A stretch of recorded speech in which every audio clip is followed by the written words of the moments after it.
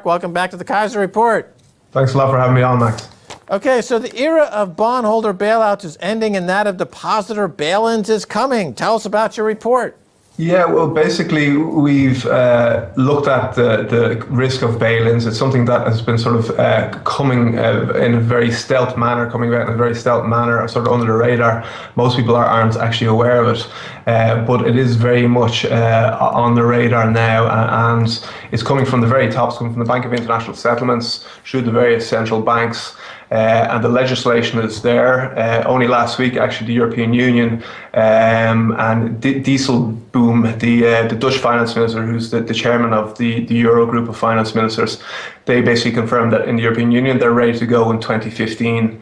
And yeah, they basically said we're ready to go in 2015, but I suppose the concern is the legislation is there. If something happens and you have a black swan event, you have a Lehman Brothers type event, I think it could be expedited and you could see them happen sooner rather than later. That's just the European Union. It's also the Bank of England. They have legislation in conjunction actually with the FDIC, the Federal Deposit Insurance Corporation, and so the bail-ins are very much on the radar in the UK, in the US, and indeed throughout most of the Western world. Most G20 nations have now signed up to it, not all of them, but most of them.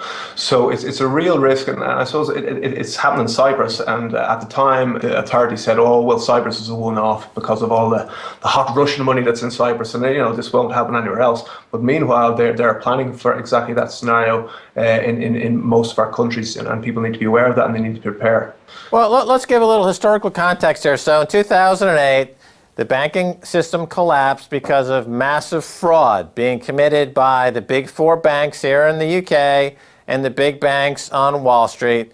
The Federal Reserve Bank, in response, with the blessing of an extraordinarily corrupt Obama administration, gave their blessing to quantitative easing and interest rates to be jacked or to be forced down to near 0% as a way to stimulate the economy, as a way to get things going again. Well, here we are 6 years later, and you have a massive asset bubble, but the underlying economic numbers are still atrocious, but they can't lower rates anymore.